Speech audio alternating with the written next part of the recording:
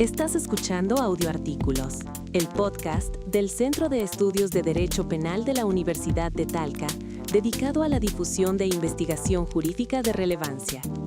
El análisis de hoy se centra en el artículo El conflicto entre el deber de secreto del psicólogo y las obligaciones legales de revelar la intimidad del paciente en la legislación española. Este trabajo ha sido desarrollado por la profesora María Concepción Molina Blázquez, destacada académica española y especialista en la materia. La conversación empieza ahora. Imaginemos una situación que parece sacada de una serie. Una persona está en terapia y, en un momento de total vulnerabilidad, le confiesa a su psicólogo que cometió un delito grave hace años. Uf. ¿Qué se supone que haga el psicólogo en ese momento?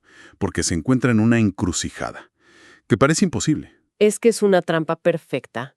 Si revela esa confesión, puede ir a la cárcel por violar el secreto profesional, que la ley castiga duramente. Claro. Pero si se queda en silencio, podría estar violando otra ley que obliga a todos a denunciar los delitos que conocen. O sea, elija el camino que elija, parece que está en problemas. Exacto, un laberinto legal y ético. Y para desglosar este dilema, hoy nos basamos en un artículo académico publicado en la revista Política Criminal en 2025. Sí, el texto hace una radiografía de la legislación española y del choque frontal entre el deber de confidencialidad del psicólogo y sus obligaciones como ciudadano. Nuestra misión hoy es explorar este campo minado. Veremos por qué el secreto profesional es casi sagrado, en qué circunstancias se puede romper legalmente, y lo más importante, ¿qué sucede cuando dos leyes se contradicen, dejando al profesional en una situación de incertidumbre legal total? Pues vamos a ello. Bien, pues analicemos esto. Para empezar, ¿por qué es tan importante el secreto profesional? Porque desde fuera uno podría pensar que es simplemente una regla de buena conducta, de no ir contando las cosas de los demás. Es mucho más que eso, y sus raíces son profundas. Aunque tiene un origen ético que, se remonta al juramento hipocrático, hoy en día es un deber jurídico fundamental. ¿Ok? Todo se basa en el derecho a la intimidad, un concepto que, fíjate qué curioso, nació a finales del siglo XIX en Estados Unidos. Ah, sí. Sí, dos juristas, Warren y Brandeis, escribieron un artículo famoso alertando sobre cómo la prensa sensacionalista y las nuevas tecnologías, como la fotografía, amenazaban la vida privada. Qué increíble que la preocupación por la tecnología invadiendo nuestra privacidad ya existiera hace más de 100 años. Hoy hablamos de redes sociales, pero el problema de fondo es el mismo. Es exactamente el mismo. Y ese derecho a la intimidad es el que la Constitución española de 1978 recoja como un derecho fundamental. De ahí, digamos, se deriva el secreto profesional. No es una opción, es una obligación legal. Entonces, romperlo no es una simple falta ética que se resuelve con una disculpa. Tiene consecuencias penales serias. Muy serias. El Código Penal Español, en su artículo 199.2, lo tipifica como un delito con penas de prisión de 1 a 4 años, además de multas e inhabilitación profesional. ¡Wow! Y esto aplica directamente a los psicólogos porque la ley los considera confidentes necesarios. Confidentes necesarios suena importante. ¿Qué significa exactamente? Significa que para que la profesión pueda ejercerse, la confianza es un requisito indispensable. Es como un sacerdote en confesión o un abogado con su cliente. ¿Me explico? Claro. La única forma de que la terapia funcione es si el paciente tiene la garantía absoluta de que sus secretos más íntimos no van a salir de esa consulta. Sin esa certeza, nadie hablaría con franqueza. La profesión perdería todo su sentido. Claro. Si no hay confianza, no hay terapia. Y aquí es donde se pone muy interesante, porque el artículo que analizamos hace una distinción clara. Sí, esta protección legal tan estricta no se aplica, por ejemplo, a un coach. Correcto. Y este es un punto crucial en el mundo actual. Un coach no es considerado un confidente necesario según la ley. Su actividad no está jurídicamente reglamentada de la misma forma. Ah. Y no se requiere una titulación oficial que imponga ese deber de sigilo con la misma fuerza. Qué detalle tan importante. O sea, que la protección legal no depende tanto del acto de confesar algo privado, sino del título profesional de quien escucha. Eso cambia las reglas del juego para muchísima gente que acude a, no sé, a terapias alternativas o coaching, pensando que la confidencialidad es la misma. Así es. Si un coach revelara un secreto, no estaría cometiendo el delito específico del artículo 199.2. Podría enfrentar, eso sí, una demanda civil por vulnerar el derecho a la intimidad, que está protegido por otra ley, pero no se enfrentaría a una pena de cárcel como un psicólogo. Entendido. La regla general es el silencio absoluto, casi sagrado. Pero me cuesta creer que no haya excepciones. ¿Qué pasa si la vida de alguien está en peligro? Debe haber situaciones donde sí se puede, o incluso se debe hablar, ¿no? Totalmente, y justo ahí es donde empiezan a aparecer las grietas en este muro de silencio. El artículo las divide en dos grandes grupos. El primero son las que la ley llama causas de atipicidad. A ver, atipicidad. Eso suena a jerga de abogados. Traducido al español común, serían las situaciones donde romper el secreto no se considera un delito. Exactamente. Son las excepciones que confirman la regla. La más sencilla y obvia es el consentimiento del paciente. Claro. Si la persona autoriza de forma expresa al psicólogo para que comparta su información, por ejemplo, para un informe pericial en un juicio, pues no hay ningún tipo de infracción. El dueño del secreto da permiso. Ok, ese es fácil. Pero, ¿qué pasa cuando la ley obliga a hablar? Incluso sin el permiso del paciente. Me imagino un caso donde está involucrado un menor, por ejemplo. Ese es el ejemplo perfecto del segundo caso. La Ley Orgánica 8/2021 de protección a la infancia es muy clara. Si un menor de edad revela en terapia que está siendo víctima de cualquier tipo de violencia, el psicólogo tiene la obligación legal inmediata de comunicarlo a las autoridades. En ese escenario, la ley que protege al menor tiene más peso que la ley que protege el secreto. Correcto. La propia ley está autorizando esa intromisión en la intimidad para proteger un bien mayor, que es la seguridad del niño o la niña. Por lo tanto, revelar la información en ese contexto no es una violación del deber de sigilo. Sino el cumplimiento de otra obligación legal. Justo. Ahora entiendo. Pero hasta ahora hemos hablado de situaciones donde la ley de alguna manera te da una salida clara. O tienes permiso o tienes una obligación superior. Pero ahora entramos en el terreno más pantanoso. ¿Qué pasa cuando la ley no te da una salida, sino dos órdenes completamente contradictorias? No reveles el secreto, tienes que denunciar el delito. Esa es la llamada colisión de deberes, el corazón del problema de la inseguridad jurídica que denuncia el artículo. Aquí es donde el psicólogo se queda solo, sin una guía clara. Claro. Y podemos analizar dos conflictos principales. El deber de secreto frente al deber de denunciar delitos pasados y frente al deber de impedir delitos futuros. Vamos con el primero, que es el del ejemplo inicial. Un paciente confiesa un delito que cometió hace 10 años. El daño ya está hecho. ¿El psicólogo debe denunciarlo? Aquí nos encontramos con algo fascinante.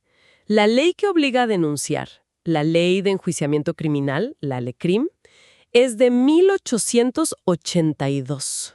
Perdón, ¿de 1882? Sí. Es una norma del siglo XIX que choca de frente con leyes mucho más modernas, como el Código Penal de 1995 o la propia Constitución de 1978. Un momento, ¿me estás diciendo que una de las leyes en conflicto tiene una multa que todavía está en pesetas? Así es. La moneda que desapareció hace más de 20 años. Suena a que es una ley que nadie se ha molestado en actualizar, y ese es el centro del problema. Ese es exactamente el punto. El análisis del artículo concluye que ante este conflicto, el deber de guardar secreto es jerárquicamente superior. Ok. La pena por violar la confidencialidad, como vimos, es de hasta 4 años de cárcel. La sanción por no denunciar es una simple multa. Y una antigua además. La desproporción es tan grande que la balanza se inclina claramente hacia el deber de sigilo. Entonces, para ser claros, la conclusión es que el psicólogo estaría legalmente justificado si decide no denunciar ese delito del pasado. Sí, se considera una causa de justificación. Prioriza el deber de sigilo, que se deriva de un derecho fundamental, sobre un deber genérico recogido en una ley decimonónica. Sin embargo... Siempre hay un sin embargo. Sí. El artículo plantea un único caso límite que es escalofriante. ¿Cuál sería? ¿Qué pasaría si el delito que el paciente confiesa es uno por el que otra persona, un inocente, ha sido condenado y está en la cárcel? Uf. En esa situación, los intereses en juego cambian radicalmente. Ya no es solo el interés del Estado en perseguir un delito antiguo, sino el derecho a la libertad de una persona inocente. Ahí, el deber de declarar para proteger a ese inocente sería preponderante. Entiendo lo de los delitos pasados, donde el daño ya está hecho y la balanza se inclina hacia la privacidad. Pero me queda una duda mucho más inquietante. ¿Qué pasa si el peligro no está en el pasado, sino en el futuro? Si el paciente dice, voy a hacerle daño a alguien, ahí la cosa cambia por completo, ¿no? Cambia por completo. Es el dilema más complejo y urgente. Aquí el conflicto es con el artículo 450 del Código Penal. Ok. Esta ley obliga a cualquier persona a impedir la comisión de delitos graves contra la vida, la integridad, la salud o la libertad, siempre que pueda hacerlo sin riesgo para sí mismo o para otros. Y avisar a la policía sería una forma de impedirlo, claro. Exacto. Si un paciente revela una intención clara, directa y creíble de dañar a una persona concreta, la doctrina mayoritaria de los juristas considera que el deber de impedir el delito prevalece sobre la confidencialidad. Aquí se protege la vida de una posible víctima, que es el bien jurídico supremo. Pero la clave ahí parece ser clara, directa y creíble. No siempre es tan fácil. El artículo menciona un caso que todos recordamos y que ilustra perfectamente esta zona gris, la tragedia del avión de Germanwings. Ese es el ejemplo perfecto de lo difícil que es esto en la práctica. El piloto, Andreas Lubitz, sufría una depresión psicótica severa y estaba en tratamiento, pero según la investigación, nunca comunicó explícitamente a sus médicos sus intenciones suicidas y homicidas. Sabían que estaba mal, pero no hasta qué punto. Exacto. Y los médicos que lo trataron fueron exonerados de responsabilidad. Pero imagino la presión que sintieron después. ¿Podrían haber hecho algo? ¿Deberían haber roto el secreto médico? Esa pregunta desató un debate mundial sobre los límites del secreto profesional cuando hay un riesgo, digamos, difuso, para la seguridad pública. Pero la realidad es que, en España, la ley sigue sin dar una respuesta clara para estos casos. Si la amenaza no es concreta contra una persona identificable, el profesional debe tomar una decisión ética casi a ciegas, sin un respaldo legal firme que le diga qué hacer. De hecho, el texto cita otro caso español que me pareció muy revelador. Un médico que trabajaba para la administración pública informó sobre la condición médica de un aspirante a policía, lo que provocó que lo expulsaran del proceso de selección. Y el caso llegó hasta el Tribunal Constitucional, que es el máximo intérprete de la Constitución. El tribunal le dio la razón al aspirante. ¿En serio? Sí, dictaminó que la revelación del médico fue una vulneración ilegítima de su derecho a la intimidad. Y como consecuencia, la decisión de expulsarlo, que se basó en esa información obtenida ilegalmente, no era válida. Eso es muy fuerte. Nos dice que, incluso cuando hay argumentos de seguridad pública sobre la mesa, como la idoneidad de un futuro policía, los tribunales protegen el derecho a la intimidad de una forma muy robusta. Demuestra hasta qué punto este derecho es un pilar del sistema. La regla es que la información médica o psicológica es sagrada, y las excepciones se interpretan de forma muy restrictiva. Entonces, después de analizar todo esto, ¿qué significa? Tenemos, por un lado, la confidencialidad como pilar fundamental de la terapia y, por otro, un campo de minas legal, con leyes anticuadas, zonas grises y dilemas que generan una presión brutal sobre los psicólogos. La conclusión principal del análisis es la profunda inseguridad jurídica que enfrentan estos profesionales.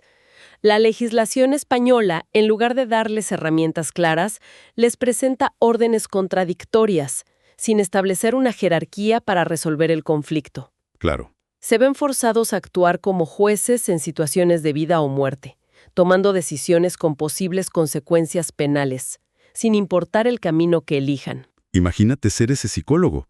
Tienes a una persona enfrente, vulnerable, que te acaba de contar algo terrible, y en tu cabeza tienes literalmente 2 artículos del Código Penal peleándose entre sí.